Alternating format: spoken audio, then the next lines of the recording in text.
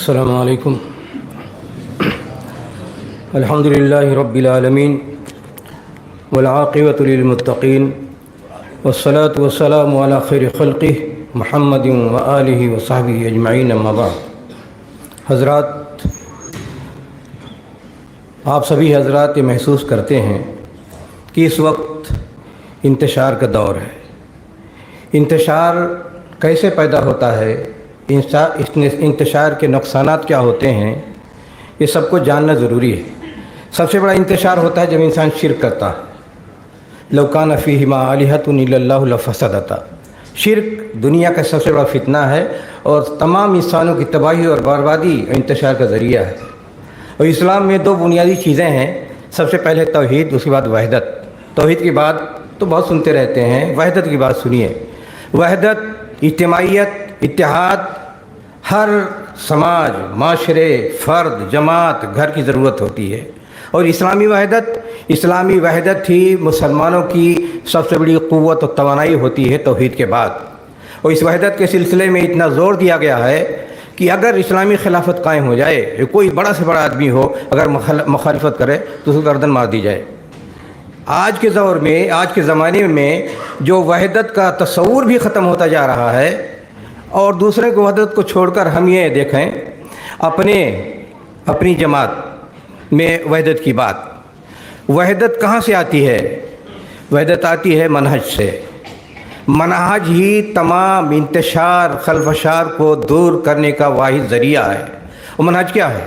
منہج یہ کہتا ہے کہ شرک نہیں ہونا چاہیے، شرک کی جتنی شکلیں ہو سکتی ہیں وہ سب ختم ہونی چاہیے۔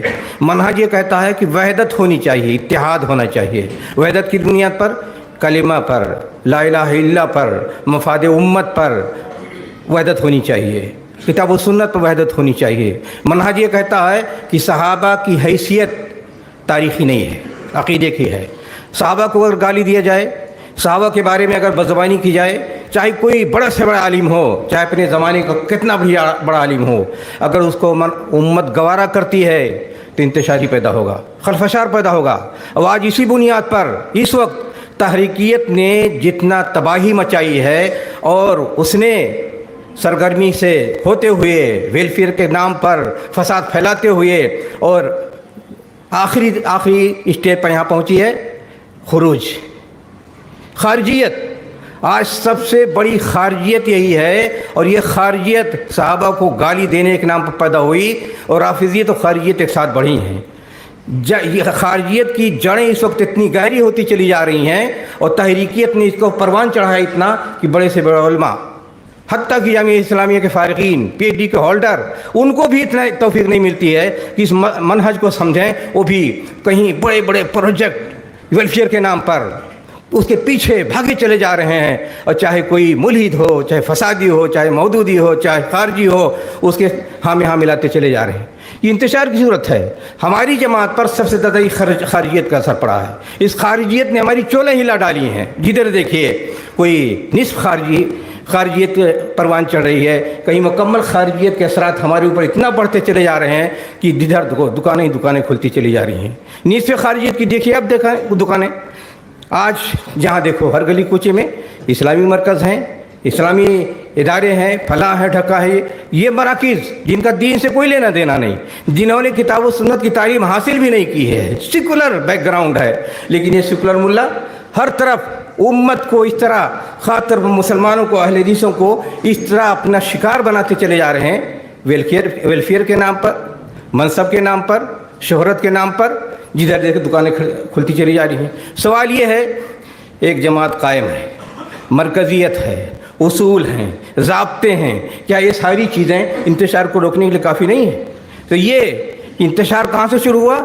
صحابہ کو گالی دینے کی بنیاد پر خارجیت پیدا ہوئی، رافضیت پیدا ہوئی، اور خارجیت اور رافضیت آج اس وقت مسلم سماج و معاشرے میں ساری دنیا میں سب سے توانا ہوتی چلی جا رہی ہے، سب سے بڑا المیہ ہے۔ رافضیوں کو دیکھو، اس وقت شرق اوسط میں، عالمی اسلام میں ایران سب سے بڑی طاقت بنتا چلا جا رہا ہے، اور اس کے ढंग ढंग के गुर्गे पैदा होते चले जा रहे हैं। 4 मुल्कों पर तो उसका मुकम्मल कंट्रोल हो चुका है, और हिजबुल्लाह एक गुर्गा पैदा हो गया, हमास एक गुर्गा पैदा हो गया है, और मुख्तलिफ नाम से पैदा होते चले जा रहे हैं। और खारजी जितने तारीकी, चाहे जमात इस्लामी वाले हों चाहे इखवानी हों, सारे उनके सहारा बनते चले जा रहे हैं। दोनों ने कहा हमारे दरमियान कोई फ़र्क नहीं है। उसका नतीजा ये हुआ कि आज उम्मत इस तरह इंतशार का शिकार है कि बहुत से अपने आप को अहले हदीस कहने वाले, लेकिन उनके फ़िक्र ख्याल में खारजियत, निस्फ़ खारजियत, असरात खारजियत इतने ज़्यादा गहरे हो गए हैं कि आज ख़ास तौर पर हमारी जमात को टारगेट बना रहे हैं, और अहले हदीस और सलफ़ी जितने हैं उनके लिए मुसीबत बनते चले जा रहे हैं। और इनके पास रहते लोगों को बहलाने के ज़राए होते हैं। कहीं चिकनी चुपड़ी बातें हैं, कहीं वेलफेयर के नाम पर काम है, कहीं फैशन के नाम पर बातें हैं, कहीं मुनाफ़क़त के नाम पर काम है, कहीं एक्टिंग के नाम पर काम है। इस ढंग से एक्टिंग हो रही है, इस ढंग से लोगों को गुमराह करने की कोशिश की जा रही है कि सबसे ज़्यादा इसके असरात हमारी जमात पर बढ़ते चले जा रहे हैं। सवाल ये है कि ये जो मनहज की बात हो, अच्छा ये ऐसे लोग मनहज की मजम्मत भी करने लगते हैं, कहते हैं मनहज क्या है, मनहज कौन सी चीज़ है, जबकि मनहज का सीधा साधा मफहूम यह है कि दीन को उसी तरह समझो जिस तरह रसूल अकरम सल्लल्लाहु अलैहि वसल्लम ने समझा और समझाया है, और दीन पर उसी तरह अमल करो जिस तरह रसूल अकरम सल्लल्लाहु अलैहि वसल्लम ने अमल किया, अपने सहाबा को बताया। यही मनहज है। सवाल ये है, अपने मन से हम दीन को समझेंगे, अपने मन से अपने दीन पर अमल करेंगे, लेकिन ये सूरत हाल ही बनती चली जा रही है।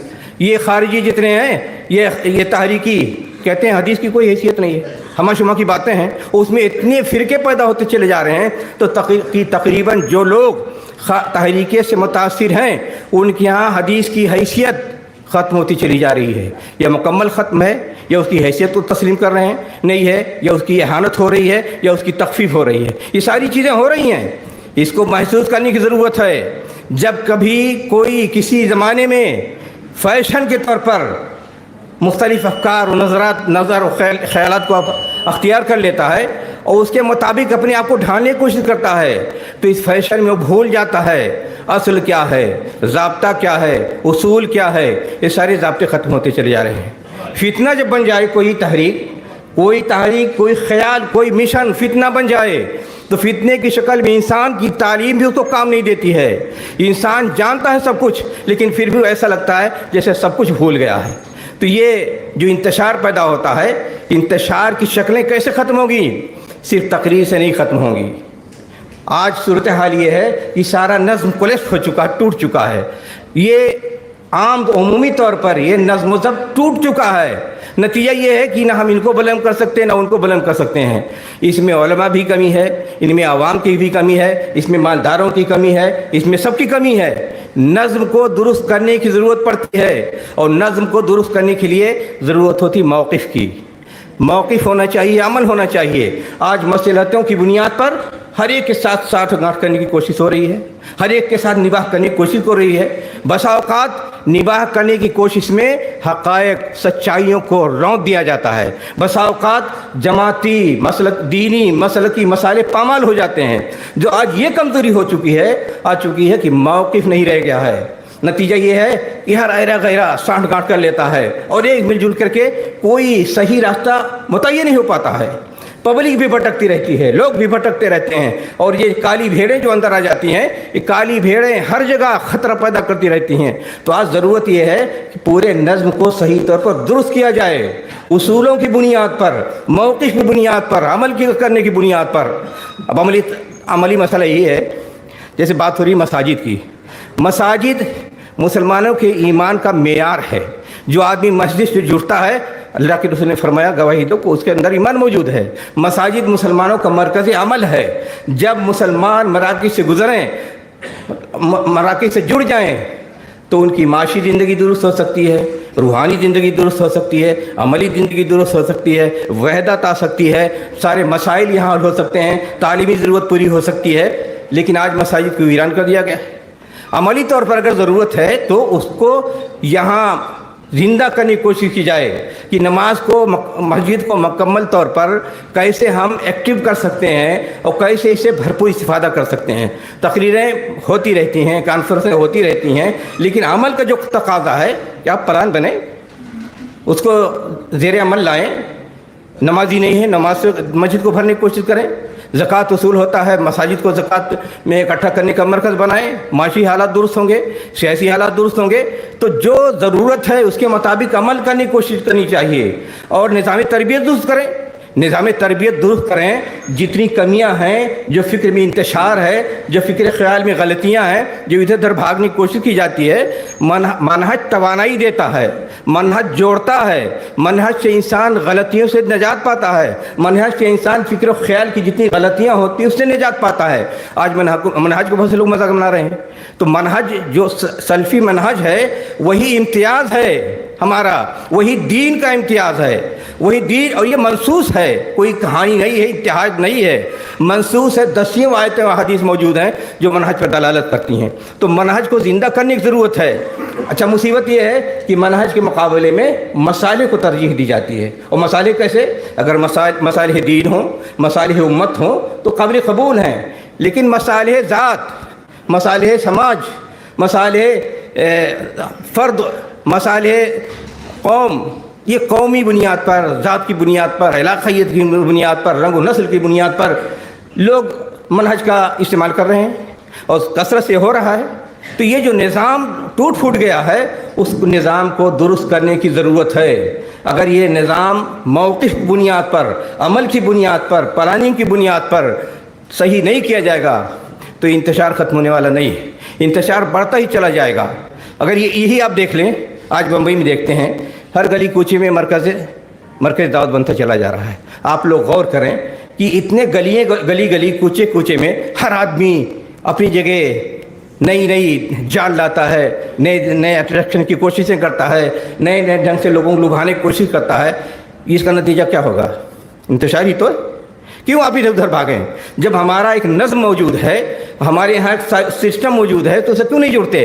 अगर यहाँ कमी है तो उसको मिलकर दूर कीजिए, ना कि हर आदमी बिखरता चला जा रहा है। इसमें इंतशार होता है फ़िक्र का, ख़याल का, माश का और समाज माशरे में इंतशार का। इसके नताइज कितने बुरे होते हैं। और फिर ये कि वहाँ बातें होती हैं, मुनाफ़क़त की बातें, मसलहतें की बातें, झूठ की बातें, साजिश की बातें, एक दूसरे के ख़िलाफ़ टांग खींचने की बातें, ये सारे मसाइल पैदा होते चले जा रहे हैं। तो ये इंतशार की जो कैफियत हमारे यहाँ है वो बहुत ही ख़तरनाक है। इंतशार की एक सबसे बड़ी वजह ये भी है कि आज मरजईत उलमा ख़त्म है। मरजईत उलमा, आप जितने मसाइल हैं उलमा की तरफ रुजू करें। आज सूरत हाल ये है कि सेकुलर मुल्लाओं ने दुकानें खोल करके पब्लिक को ये भरमाना शुरू कर दिया है कि उलमा तो कुछ करते ही नहीं, उलमा तो किसी काम के नहीं रह गए हैं। इन्हीं उलमा के कुछ नहीं कर रहे हैं अगर, तो उन्हीं की उलमा की किताबें तर्जुमा की हुई हैं, उसी को पढ़ करके मुल्ला मुफ्ती बनते चले जा रहे हैं, गुमराह कर रहे हैं। तो इसकी भी ज़रूरत है कि मरजईयत उलमा फ़र्द वाजिब है, किताब व सुन्नत से साबित है। जितने सिक़ा उलमा हैं, मुस्तरद उलमा हैं, उनकी तरफ कौम को, पब्लिक को रुजू करना ज़रूरी है। अगर कोई आदमी इसका इनकार करता है तो फरीज़ा का इनकार करता है। और इंतशार की बड़ी शक्ल यही हमारे यहाँ पाई जाती है कि हर आदमी उर्दू भी सही ढंग से पढ़ लिख नहीं सकता है, लेकिन वो मुफ्ती बनने की कोशिश करेगा। हत्ता कि उलमा बड़े बड़े मौजूद रहेंगे। हमारे यहाँ पब्लिक के बिगाड़ का ये हाल है कि उलमा की मौजूदगी के बावजूद भी वो बीच में बोलने लगेगी, फतवा देना शुरू कर देगी। हर एक कोई तजुर्बा होता होगा। अदब और तहजीब नाम की कोई चीज़ जैसे रही नहीं गई। ये इंतशार की कहानी है। और मुसीबत ये है कि हमने तकलीद के मुकाबले में आदमी तकलीद पसंद कर लिया है। तकलीद आदमी तकलीद दोनों जुड़वा बहने हैं, जिनका शरीयत कोई लेना देना नहीं है। इत्तिबा काफ़ी नहीं है हमें जोड़ने के लिए।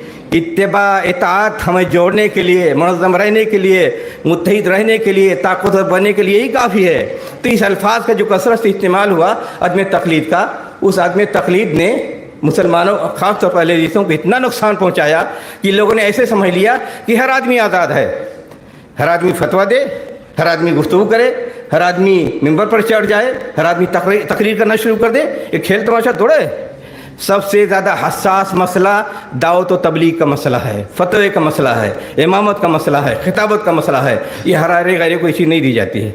लेकिन इस जमहूरियत के दौर में, अच्छा जमहूरियत के दौर में शाह भी मिलती है लोगों को गैर मुक़ल्लिद बनने के लिए, मुतबे सुन्नत बनने के लिए नहीं, गैर मुक़ल्लिद बनने के लिए जमहूरियत और इल्मानियत ये शाह भी देती रहती है कि हर आदमी आज़ाद है, जो आदमी चाहे जैसे चाहे। जमहूरियत तभी तेरे कहती है ना कि यहाँ तो सब बराबर हैं।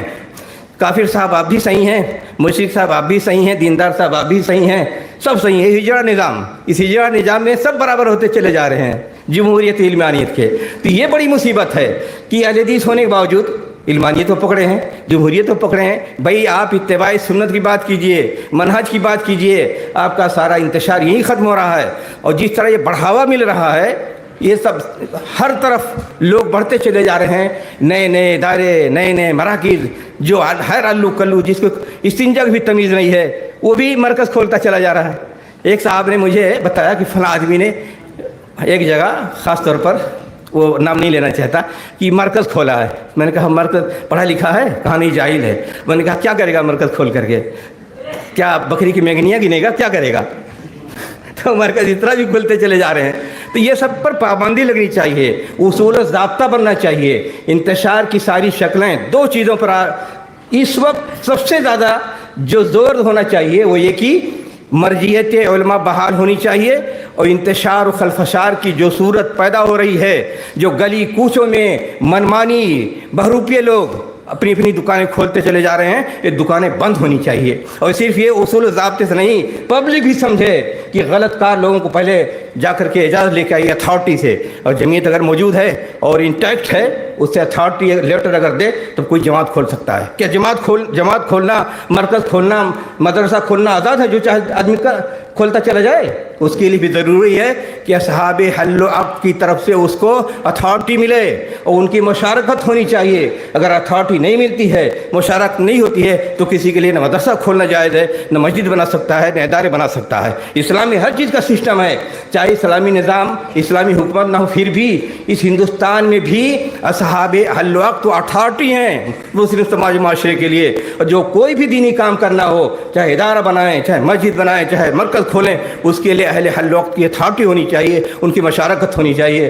अल्लाह ताला हम सबको तौफ़ीक़ अता फ़रमाए कि हम दीन को सही तौर पर समझें और वहदत की जो सबसे बड़ी ताकत है उस वहदत को बहाल करने की कोशिश करें और नज़्म व ज़ब्त के साथ ज़िंदगी गुजारें। वाखिर दावाना अनिल हम्दुलिल्लाहि रब्बिल आलमीन।